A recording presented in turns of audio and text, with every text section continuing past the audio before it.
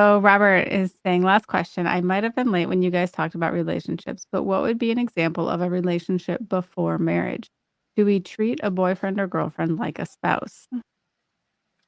Yeah, that's a great question, Robert.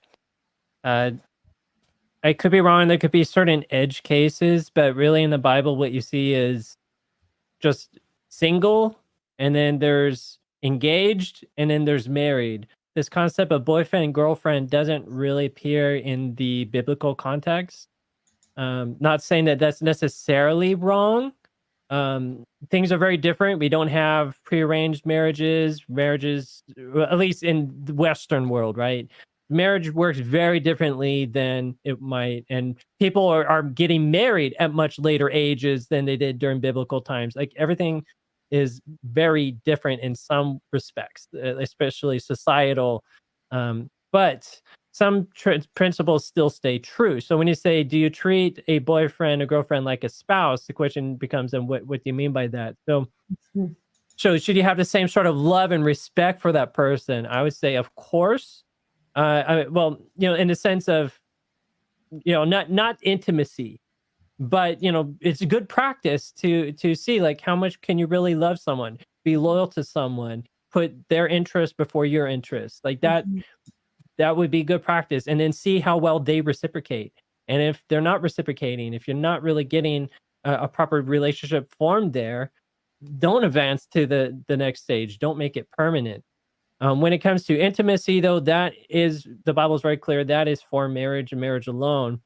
And if we go to Genesis 24:67, we see here it says Isaac brought her, referring to Rebecca. This is the first time they met, pretty much. Isaac brought her into his mother's tent, Sarah's tent, took Rebecca, and she became his wife, and he loved her, and Isaac was comforted after his mother's death. It's sort of implied there that they sealed the deal by having intercourse, and now they're married. That the intercourse is really what seals the deal, and is supposed to define the consummation of a marriage. So don't ever go to that step and until you're actually married. And then as a lot of people suggest, I agree with it, be very mindful about to what extent you actually do engage in touching, kissing, things like that, because it those things really are very intimate. They really are very stimulating. They are very beautiful, very wonderful when you're married. When you're not married, it becomes extremely frustrating, because then now you can only go so far. And then you start saying, well, maybe I'll just budget. Maybe we'll just go a little bit further. We'll go a little further. And then, oops, maybe now you've crossed the line and actually went all the way. So it's really important.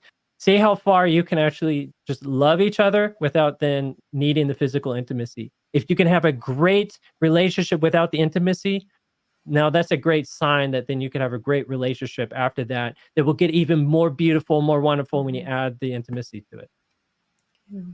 And I think too, I guess when I think about this question, there's so many things of like, what does a relationship look like before marriage in these days? Because so many people are moving in together and, almost acting like husband and wife because they live, they cohabitate and things like that. And I don't, I think that that's not a very healthy thing to do. And I think a really good guiding just thought that God has kind of already put in place is the seventh commandment that says thou, shalt not commit adultery. And so basically, really just thinking to your future spouse, whoever that person might be, because the person you're dating, who's your boyfriend or girlfriend, they may not be your future spouse. You don't know that yet. And so just thinking whatever it is that you would want what you would not feel ashamed to tell your future spouse, that you've done in the past with somebody in a relationship. I think that's a guiding tool, because if you married somebody and they're like, oh yeah, by the way, I slept with somebody before, or I lived with somebody before. It's like, oh, like it kind of takes away from your marriage in a certain sense. It can also, or just inhibit the trust that can be there, because it's something that was a little bit too intimate for just a boyfriend girlfriend relationship. And so I think dating is something where you are getting to know just kind of the person's character. And so I think doing a lot of spending time asking a lot of questions, learning about the person, just observing how they behave How they in treat certain you and others. Mhm. Exactly. Between Yeah. yourself and in groups and with, how they treat their parents, how they treat Hmm. their friends, how they treat animals, how they, you want to get to know this person's character. I think that's really what you're trying to get to know, during this time of building relationship before you decide whether or not this is a person you want to marry. I know, like for myself, when I was dating my husband, I saw how he was with people who were less fortunate, and that's really what made me fall in love with him, because I was like, wow, he has a kind heart. And because he has a kind heart in this context, I felt safe with him, going into a marriage relationship, because he was a safe person to be around. He was very merciful, very kind. And so you're basically wanting to see, the heart of this person, that you are deciding whether or not they're a person that you can trust, going forward into a marriage relationship. And I think that's why, when you look at the book of Proverbs, chapter 31, it talks about the virtuous woman.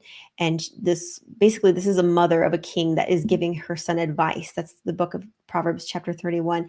And she talks about a virtuous woman. And she says, of this virtuous woman, that the heart of her husband does safely trust in her. And she lists all these different ways that this woman behaves. And that's really what you want to do, is match, does this person's character demonstrate that they're going to behave in a way that I can live with, that I can, safely trust living with this person, that they're not going to betray me, that they're not going to hurt me down the line. Or are we going to get along? Are they a clean person? Are they a messy person? Things like that. Those are more the things that you're really looking for in the context of the dating relationship, before you're thinking like, okay, this is somebody I want to spend the rest of my life, cohabitating with, because, after marriage, things become a lot more intense, and they can be in a good way, or if it's not with the right Yeah. person, it can be a lot more difficult. So I think, the focus needs to be definitely on knowing the character of that other person, and getting to know your own character, and developing yourself into the character of Jesus. So, And and I know there's a philosophy of thought that's out there that date as many people as possible. You learn something from every relationship, but I really think that just leads to a lot of unnecessary heartache. Mhm. yeah. Like Winnie and I were able to get to know each other fairly well just by going to Bible studies together, being around the same circle of Mhm. friends together, hanging out for a while. And so by the time we actually started dating, we actually already knew each other pretty well. Mhm. And then it's just opening up to the deeper things about each other that dating brought out. Mhm. Um, and so a lot of people just jump the gun. They got to have somebody, and just I don't recommend that. And I think another Yeah. element too is to think about the other person as not just your interest right now before marriage, Mhm. but recognizing that if they're not the right one for you, they are actually going to be somebody else's spouse, and respecting and honoring Mhm. that as well. I that's a concept I wish someone had taught me at a younger age, that really changed the way I viewed relationships when I heard that, it's not just about me and that other person. It's also about respecting and honoring them because of their future spouse. Mhm. Yeah. You want to give away a piece of your heart to every person you date, or hold on to as much of it for that one person, or Yeah. ideally that you date. You're looking at my first girlfriend, which is where I know God told me like I'll be able to just date once and get married. And so my goal was to find that one, and it doesn't work for everybody. I understand, but it does happen. And I will say I wish I that he was my only boyfriend, but, and I say I wish that because every other relationship that I was in only resulted in heartache. And I mean, yes, there are wonderful qualities that, uh, you know, different guys I dated had, but in the end, they weren't the right relationship for me. And my heart was broken every single time. Even when I knew the relationship wasn't good for me, it was still hard to have that bonding and have that separation. Mhm. And I think often about how much more beautiful our relationship is for him, that and without the pain, having not been through that I have. and that I still carry because of going through that. And as much as I want to get rid of that, it's a part of my life forever. And so I do think that there is much to be said for um, following God's path here, and keeping the friend line, or keeping the line strong between whether somebody is, whether you're actually married or whether you're not, and whether this is the person God has chosen for you That's key. versus not. That's the real key. Yeah, I think many people feel like they have to do the work. They have to find the spouse, and Mhm. it could be just any person, and they got to do the work. The burden's on them. But if you shift it and you have the God-based mentality where God has a plan, God has somebody out there for you, and then you put the burden on God. God, show me. God, reveal it to me. God, let me know what to do. Mhm. Now, this is where you can avoid making mistakes, and you're going to stay true to God's plan as opposed to Mhm. going our own way when we make all the mistakes that then cause all the pain and heartache and trouble. Amen. Yep. Amen. And I think um, just one last thought too. When we're talking about boyfriends and girlfriends, you have to be very careful. Like the Bible says, to guard your heart with all diligence, for out of it comes the issues of life. And so, just making sure that you don't give your heart away too quickly, and that you don't call out the affections of another person too quickly either. Mhm. Just being very respectful in that way, because you know you wouldn't want somebody to lead you on and make you think that they loved you and they wanted more, when really they weren't interested in that. They were just kind of seeing whatever. Mhm. And so I think it kind of goes back to the 10 commandments again. Thou shalt not steal. You shouldn't steal people's affections. You shouldn't steal people's hearts. And you should be careful that you're not just giving your heart away either, so that it's not easily broken. You need to be careful and use wisdom. And obviously a lot of prayer is key.